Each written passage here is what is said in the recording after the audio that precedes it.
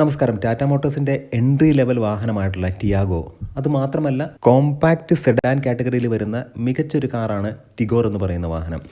ടിഗോറിനെ കുറിച്ച് പറയുമ്പോഴത്തേക്കും ടിഗോറിലാണ് ഇലക്ട്രിഫിക്കേഷന് വേണ്ടിയിട്ട് ടാറ്റ ഒരുപാട് എക്സ്പെരിമെൻറ്റ്സ് ചെയ്തത്.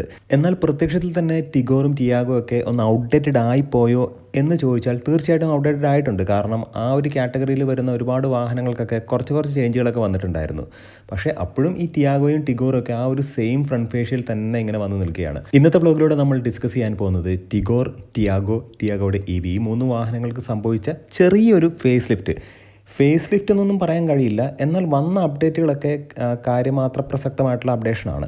എൻജിൻ ബേയുടെ മറ്റൊരു വ്ലോഗിലേക്ക് ഏവർക്കും ഹാർദമായ സ്വാഗതം. നമ്മുടെ വ്ലോഗൊക്കെ നിങ്ങൾക്ക് ഇഷ്ടപ്പെടുന്നുണ്ടെങ്കിൽ തീർച്ചയായിട്ടും നമ്മുടെ ചാനലിനെ ഒന്ന് സപ്പോർട്ട് ചെയ്യുക, സബ്സ്ക്രൈബ് ചെയ്യുക, മാക്സിമം നിങ്ങളൊന്ന് ലൈക്ക് ചെയ്യുക. നിങ്ങളുടെ അഭിപ്രായങ്ങൾ തീർച്ചയായിട്ടും കമൻറ്റ് രൂപത്തിൽ രേഖപ്പെടുത്തുക. ഞാൻ പറഞ്ഞ 2025 ആകുമ്പോഴത്തേക്കും ഒരു ഫേസ് ലിഫ്റ്റ് ലഭിച്ചിട്ട് ടിയാഗോയ്ക്കും ടിഗോറിനും ഏകദേശം 5 വർഷമാകാറായി.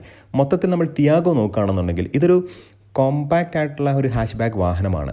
അത് നമ്മൾ കാണുമ്പോൾ തന്നെ ഈ ഒരു വാഹനത്തിൻ്റെ ടിയാഗോ എന്ന് മനസ്സിൽ വിചാരിക്കുമ്പോൾ തന്നെ നമുക്ക് മനസ്സിലാക്കുന്ന ഒരു കാര്യം എന്ന് പറയുന്നത് ആ ഒരു രൂപം തന്നെയാണ്. വലിയ വ്യത്യാസവും കാര്യങ്ങളൊന്നുമില്ല. പക്ഷേ ഇവിടെ നമ്മൾ നോക്കുമ്പോഴത്തേക്കും മൈനർ ചേഞ്ചുകൾ വന്നിട്ടുണ്ട്. ലോവർ പാർട്ട്, ബമ്പറിൻ്റെ ലോവർ പോർഷനൊക്കെ ഒരുപാട് റീഡിസൈൻ ചെയ്തു എന്നുള്ളതാണ്. ഹെഡ് ലാമ്പിലേക്ക് നമ്മൾ നോക്കുമ്പോഴത്തേക്കും പ്രധാനമായിട്ടും ഇമ്പ്രസീവായിട്ട് തോന്നിയൊരു കാര്യമെന്ന് പറയുന്നത് LED ആക്കി മാറ്റി എന്നുള്ളതാണ്. അപ്പം കുറച്ച് സ്മോക്കിയാണ്, LED രീതിയിലേക്ക് ഹെഡ് ലാമ്പിനെ കൊണ്ടുവന്നിട്ടുണ്ട്. പക്ഷേ ടാറ്റയുടെയൊക്കെ ഏറ്റവും ലേറ്റസ്റ്റ് ആയിട്ടുള്ള LED പാറ്റേൺ ഹെഡ് ലാമ്പുകളൊന്നും ഈ ഒരു വാഹനത്തിലേക്ക് കൊണ്ടുവന്നിട്ടില്ല. പക്ഷേ എന്നാലും കുഴപ്പമില്ല. അതൊരു സ്മോക്കി രീതിയിലേക്ക് മാറ്റിയത് കുറച്ചും കൂടെ ഒരു അപ്പീലിംഗ് ആണ്.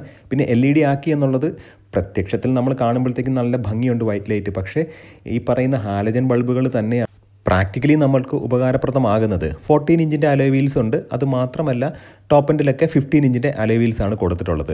അപ്പോൾ 15 ഇഞ്ചിലേക്ക് വരുമ്പോഴത്തേക്കും അവിടെ സെയിം അലോയ് വീൽ തന്നെ നിലനിർത്തിയിട്ടുണ്ട്. പിന്നെ ഇൻറ്റീരിയറിൽ ഒരുപാട് വ്യത്യാസം വന്നിട്ടുണ്ട്. അതായത് ഡാഷ്ബോർഡ് എന്ന് പറയുന്നതിനേക്കാൾ കൂടുതൽ നമ്മൾ സെൻട്രൽ കൺസോളിലേക്ക് ഫോക്കസ് ചെയ്യുകയാണെന്നുണ്ടെങ്കിൽ അവിടെ കുറേ ചേഞ്ചുകൾ വന്നിട്ടുണ്ട്. ഡാഷ്ബോർഡിലാണെന്നുണ്ടെങ്കിൽ കാര്യമായിട്ടുള്ള റീഡിസൈൻ നടന്നിട്ടില്ല എന്നുള്ളതാണ്. പിന്നെ 7 ഇഞ്ചിൻ്റെ ഒരു ഇൻസ്ട്രുമെൻറ്റ് ക്ലസ്റ്റർ വന്നിട്ടുണ്ട്. അത് പ്രധാനമായിട്ടും നമ്മൾ എടുത്തു പറയേണ്ട ഒരു കാര്യമാണ്.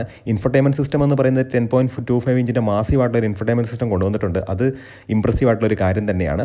അത് മാത്രമല്ല ഇൻഫർടൈൻമെൻറ്റ് സിസ്റ്റത്തിൻ്റെയും ഇൻസ്ട്രുമെൻറ്റ് ക്ലസ്റ്ററും ഒക്കെ നമ്മൾ നോക്കുകയാണെന്നുണ്ടെങ്കിൽ അതിനകത്തെ ചേഞ്ചുകളിൽ പ്രധാനമായിട്ടും ഇംപ്രസീവ് ആയിട്ടുള്ളത് ഈ ഇൻഫർടൈൻമെൻറ്റ് സിസ്റ്റത്തിൻ്റെ സൈസാണ്. ഈ ഒരു സെഗ്മെൻറ്റിൽ തന്നെ 10.25 ഇഞ്ചിൻ്റെ ഇത്രയും വലുപ്പമുള്ള ഒരു ഇൻഫർടൈൻമെൻറ്റ് സിസ്റ്റം ഇല്ല എന്ന് തന്നെ പറയാം. എനിക്ക് തോന്നുന്നു സ്വിഫ്റ്റിലൊക്കെ 9 ഇഞ്ചിൻ്റെ ഇൻഫർടൈൻമെൻറ്റ് സിസ്റ്റം തന്നെയാണ് കൊടുത്തിട്ടുള്ളത്. പിന്നെ നമ്മൾ എടുത്തു പറയേണ്ടത് പഞ്ചിൽ പോലും കൊടുക്കാത്ത ആ 2 സ്പോക്ക് ആയിട്ടുള്ള ഇലുമിനേറ്റഡ് ലോഗോയുള്ള ടാറ്റയുടെ സ്റ്റിയറിംഗ് വീൽ വന്നിട്ടുണ്ട്. അത് മൊത്തത്തിൽ തന്നെ ക്യാബിൻ്റെ ഒരു മൊത്തത്തിലുള്ളൊരു ആംബിയൻസിനെ തന്നെ മാറ്റാനായിട്ട് ആ ഒരു ഇൻഫർടൈൻമെൻറ്റ് സിസ്റ്റത്തിന് കഴിഞ്ഞിട്ടുണ്ട്. അത് മാത്രമല്ല ഈ 2 സ്പോക്ക് വീലിനും കഴിഞ്ഞിട്ടുണ്ടല്ലോ. സ്റ്റിയറിംഗ് വീലിൻ്റെ കാര്യമാണ് ഞാൻ പറഞ്ഞത്. അത് മാത്രമല്ല push button start, auto AC അങ്ങനെയുള്ള ഫീച്ചേഴ്സൊക്കെ ഓൾറെഡി ഈ ഒരു വാഹനത്തിൽ നിലനിർത്തിയിട്ടുണ്ട്. പിന്നെ നമ്മൾ എടുത്തു പറയേണ്ട ഒരു കാര്യമെന്ന് പറയുന്നത് NRG എന്ന് പറയുന്ന ഒരു വേരിയൻറ്റ് ഇതിനകത്ത് തീർച്ചയായിട്ടും ഉണ്ട്. പിന്നെ ഇതിൻ്റെ വേരിയൻറ്റിലൊന്നും യാതൊരു വ്യത്യാസമോ കാര്യങ്ങളോ ഒന്നുമില്ല. XE, XM, XT, XZ, XZ+, XZ NRG എന്ന് പറയുന്ന വേരിയൻറ്റ് 4,99,000 മുതൽ 7,29,000 വരെയാണ് ഇതിൻ്റെ ഒരു എക്സ്-ഷോറൂം പ്രൈസ് പ്ലേസ് ചെയ്തിട്ടുള്ളത്. നമുക്കറിയാം CNGയിൽ അവൈലബിൾ ആണ്. 5,99,000 മുതൽ 7,89,000 രൂപ വരെയാണ് ഇതിൻ്റെ ഒരു എക്സ്-ഷോറൂം പ്രൈസ് എന്ന് പറയുന്നത്. പിന്നെ ടിയാഗോയ്ക്ക് EV ഉണ്ട്. EVയിലേക്ക് നമ്മൾ നോക്കുകയാണെന്നുണ്ടെങ്കിൽ ആ ഫ്രണ്ടിലുള്ള വ്യത്യാസം നമുക്ക് എടുത്ത് പറയാനുണ്ട്. പിന്നെ കുറച്ച് നല്ല കളേഴ്സൊക്കെ ഇൻട്രൊഡ്യൂസ് ചെയ്തിട്ടുണ്ട്. അപ്പോൾ കളറിലേക്കൊക്കെ നോക്കുന്നതിനേക്കാൾ നല്ലത് മെക്കാനിക്കലി ഒരു വാഹനത്തിന് എന്തെങ്കിലുമൊക്കെ ഒരു ചേഞ്ച് ഉണ്ടോ എന്നുള്ളതാണ് പ്രധാനമായിട്ടും നമ്മൾ നോക്കേണ്ടത്. 14 ഇഞ്ചിൻ്റെ പുതിയ തരം വീലുകളാണ് വന്നിട്ടുള്ളത്. പിന്നെ ഈ കളർ എന്ന് പറയുമ്പോഴത്തേക്കും ഒരു അരിസോണ ബ്ലൂ എന്ന് പറയുന്ന ഒരു കളറും അതുപോലെ ചിൽ ലൈം എന്ന് പറയുന്ന മറ്റൊരു കളർ, അങ്ങനെ 2 വ്യത്യസ്ത നിറത്തിലുള്ള ഒരു കളർ യൂണീക്കായിട്ട് EV കാർ അതായത് ടിയാഗോയുടെ EVയിലേക്ക് കൊടുത്തിട്ടുണ്ട്. പിന്നെ EVയുടെ പ്രൈസ് നമ്മൾ നോക്കുകയാണെന്നുണ്ടെങ്കിൽ സെയിം പ്രൈസ് തന്നെയാണ്. നമ്മൾ നോക്കുകയാണെന്നുണ്ടെങ്കിൽ 7.99 ലാക്കിൽ തുടങ്ങിയിട്ട് 11.14 ലാക്കിലാണ് EVയുടെ പ്രൈസിങ് നിലനിർത്തിയിട്ടുള്ളത്. പിന്നെ അതിൽ മിഡ് റേഞ്ചും ലോങ് റേഞ്ചും ഉണ്ട്. അപ്പോൾ ലോങ് റേഞ്ചിൻ്റെ കേസിലേക്ക് നമ്മൾ നോക്കുകയാണെന്നുണ്ടെങ്കിൽ പ്രാക്ടിക്കലി ആ ഒരു വാഹനം ആ ഒരു വിലയ്ക്ക് വേർത്ത് ആണോ എന്നുള്ളത് നമ്മളെപ്പോഴും ക്വസ്റ്റ്യനായിട്ട് നിലനിർത്തേണ്ടതാണ്. കാരണം ഇനി അങ്ങോട്ട് വരും തോറും ഭാരത് ഗ്ലോബൽ മൊബിലിറ്റി എക്സ്പോ ഷോയൊക്കെ വരുന്നുണ്ട്.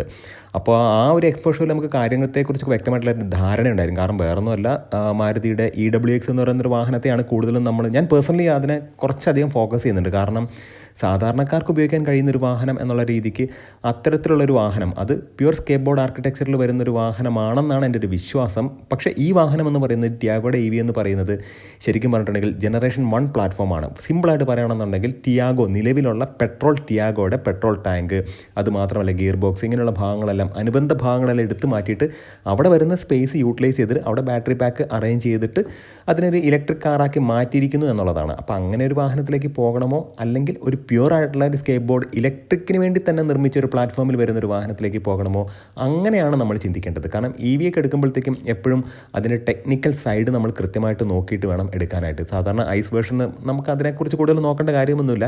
കുറച്ചധികം സേഫ്റ്റി ഫീച്ചേഴ്സ് കാര്യങ്ങളെല്ലാം ഈ ഒരു വാഹനത്തിലേക്ക് വന്നിട്ടുണ്ട്. പിന്നെ നമ്മൾ മനസ്സിലാക്കേണ്ട കാര്യം ഹിൽ ഹോൾഡ് ആഡ് ചെയ്തിട്ടുണ്ട്. അത് വളരെ വളരെ ഇമ്പോർട്ടൻ്റ് ആയിട്ടുള്ളൊരു കാര്യമാണ്. കാരണം അതൊക്കെ പ്രാക്ടിക്കലി നമുക്ക് ഒരുപാട് യൂസ്ഫുൾ ആയിട്ടുള്ളൊരു കാര്യമാണ്. ESP, hill hold. പിന്നെ പഞ്ചിൽ പോലും കൊടുക്കാത്ത ഒരു ഫീച്ചർ ഇതിനകത്ത് വന്നിട്ടുണ്ട്. HD ക്യാമറ, അത് റിവേഴ്സ് ക്യാമറ HD ക്ലാരിറ്റിയിലേക്ക് മാറ്റിയിട്ടുണ്ട്. അത് വളരെ നല്ല കാര്യമാണ്. കാരണം അങ്ങനെയുള്ള കാര്യങ്ങളൊക്കെ വരുമ്പോഴത്തേക്കും കുറച്ചും കൂടെ നമുക്ക് എന്താ പറയുക, നമുക്കത് പ്രാക്ടിക്കലി കുറച്ചും കൂടെ ഉപകാരപ്രദമായിട്ട് മാറും. ടിഗോറിലേക്ക് നമ്മൾ നോക്കുകയാണെന്നുണ്ടെങ്കിൽ അവിടെയും ഇലക്ട്രോണിക് സ്റ്റെബിലിറ്റി പ്രോഗ്രാമും ഹിൽ സ്റ്റാർട്ട് അസിസ്റ്റും, അത് മാത്രമല്ല 360 ഡിഗ്രി ക്യാമറ എടുത്ത് നമ്മൾ വളരെ ഇമ്പോർട്ടൻ്റ് ആയിട്ട് പറഞ്ഞ ഒരു കാര്യമാണ്. 360 ഡിഗ്രി ക്യാമറ ടിഗോറിൽ വന്നിട്ടുണ്ട്. അത് നല്ലൊരു ഫീച്ചറാണ്. പിന്നെ അത് മാത്രമല്ല ഈ ടാറ്റയുടെ 2 സ്പോക്ക് ആയിട്ടുള്ള ഇലുമിനേറ്റഡ് ലോഗോയുള്ള ആ ഒരു സ്റ്റിയറിംഗ് വീല് കാര്യങ്ങളെല്ലാം വന്നിട്ടുണ്ട്. ഫ്രണ്ട് പ്രൊഫൈൽ എന്ന് പറയുന്നത് നമുക്കറിയാവുന്നൊരു കാര്യം തന്നെയാണ്. ടിയാഗോയിൽ എന്താണോ ചെയ്തിട്ടുള്ളത് അത് തന്നെയാണ് ടിഗോറിലും വന്നിട്ടുള്ളത്. കുറച്ച് മൈനർ ആയിട്ടുള്ള ഗ്രില്ലിൻ്റെ പാറ്റേണൊക്കെ മാറിയിട്ടുണ്ട്. പിന്നെ 15 ഇഞ്ചിൻ്റെ ഡയമണ്ട് കട്ട് അലോയ് വീൽസ് വന്നിട്ടുണ്ട്. പിന്നെ ഈ പറയുന്ന 10.25 ഇഞ്ചിൻ്റെ മാസീവ് ആയിട്ടുള്ള ഇൻഫർടൈൻമെൻറ്റ് സിസ്റ്റം, അത് മാത്രമല്ല HD ക്ലാരിറ്റിയിലുള്ള റിവേഴ്സ് ക്യാമറ, ഇങ്ങനെയുള്ള കാര്യങ്ങളെല്ലാം ടിഗോറിൽ വന്നിട്ടുണ്ട്. അപ്പോൾ ടിഗോറും ടിയാഗോയും തമ്മിൽ നോക്കുമ്പോഴത്തേക്കും നമ്മൾ കൃത്യമായിട്ട് നമുക്കൊരു അഡ്വാൻറ്റേജ് എന്നുള്ള രീതിക്ക് പറയാനുള്ളത് 360 ഡിഗ്രി ക്യാമറ തന്നെയാണ്. മൊത്തത്തിൽ കംഫർട്ട് ലെവൽ കുറച്ച് കൂട്ടിയിട്ടുണ്ട് എന്നുള്ളത് സത്യമാണ്. ഡ്രൈവർക്കും കോ ഡ്രൈവർക്കും ഹാൻഡ് റെസ്റ്റ് കൊടുത്തു എന്നുള്ളത് വളരെ ഇമ്പോർട്ടൻ്റ് ആയിട്ടുള്ളൊരു കാര്യമാണ്. XM, XT, XZൻ്റെ പ്ലസ്, പിന്നെ XZൻ്റെ ലക്ഷറി, അത് ലെക്സ് എന്ന് പറയുന്ന മറ്റൊരു വേരിയൻറ്റും കൂടെ വന്നിട്ടുണ്ട്. ഇതിനകത്ത് 2 പുതിയ വേരിയൻ്റാണ് വന്നിട്ടുള്ളത്. XZ പ്ലസും XZ ലെക്സ് എന്ന് പറയുന്നവ, അതായത് ലക്ഷറി എന്ന് പറയാൻ, അതാണ് അവർ ഉദ്ദേശിച്ചത്. അപ്പോൾ അത്തരത്തിലുള്ള 2 വേരിയൻറ്റും കൂടെ വന്നിട്ടുണ്ട്. പിന്നെ നമ്മൾ മനസ്സിലാക്കേണ്ട ഒരു കാര്യം, മൊത്തത്തിൽ ഈ ഒരു വാഹനത്തിൽ എന്തെങ്കിലും ഒരു ചേഞ്ച് വന്നോ എന്ന് ചോദിച്ചാൽ കോസ്മെറ്റിക് ചേഞ്ചുകളാണ് വന്നിട്ടുള്ളത്. പിന്നെ ടിഗോറിൻ്റെ കേസിനകത്ത് 360 ഡിഗ്രി ക്യാമറയും, പിന്നെ പൊതുവായിട്ട് 2 വാഹനത്തിലും വന്നിട്ടുള്ള സെൻട്രൽ കൺസോളിൻ്റെ ആ റീഡിസൈനിങ്ങിലുള്ള ആ ഒരു ചേഞ്ച് കാര്യങ്ങളെല്ലാം. പിന്നെ അത് മാത്രമല്ല 2 spoke steering wheel illuminated logo ഉള്ള, പിന്നെ ഈ പറയുന്ന HD ക്യാമറ ക്ലാരിറ്റിയിലേക്ക് വന്നിട്ടുണ്ട്. അപ്പോൾ അത്തരത്തിലുള്ള കാര്യങ്ങളെല്ലാം വളരെ ഉപകാരപ്രദമാണ്. അതുകൊണ്ട് തന്നെ വേർത്ത് ആണോ എന്ന് ചോദിച്ചാൽ തീർച്ചയായിട്ടും ഇനി ഭാരത് സ്റ്റേജ് 7 എന്ന് പറയുന്ന BS7 എമിഷൻ നോംസ് ഒക്കെ വരുമ്പോഴത്തേക്കും ഇതുപോലെയുള്ള 3 സിലിണ്ടർ എഞ്ചിനുകളായിട്ട് വരുന്ന എൻട്രി ലെവൽ കാറുകളുടെ ഭാവി എന്താണെന്ന് വലിയൊരു ക്വസ്റ്റ്യൻ മാർക്കാണ്. അത് നമ്മൾ തീർച്ചയായിട്ടും മനസ്സിലാക്കേണ്ട ഒരു കാര്യമാണ്. ഇനി അങ്ങോട്ട് 3 സിലിണ്ടർ എഞ്ചിൻ വിത്ത് ടർബോ എന്നുള്ള രീതിയിലേക്ക് കാര്യങ്ങൾ മാറും. അത് മാത്രമല്ല മാരുതിയെ പോലെയുള്ള മാനുഫാക്ചേഴ്സൊക്കെ തീർച്ചയായിട്ടും ഒരു സെമി ഹൈബ്രിഡ് സെറ്റപ്പിലേക്ക് തീർച്ചയായിട്ടും വാഹനങ്ങളെ കൊണ്ടുവരും. ഹൈബ്രിഡിന് സാധാരണഗതിയിലൊരു ടാക്സ് നമുക്ക് അത്തരത്തിലുള്ള ബെനിഫിറ്റുകളൊന്നും നമുക്ക് ലഭിക്കുന്നില്ല.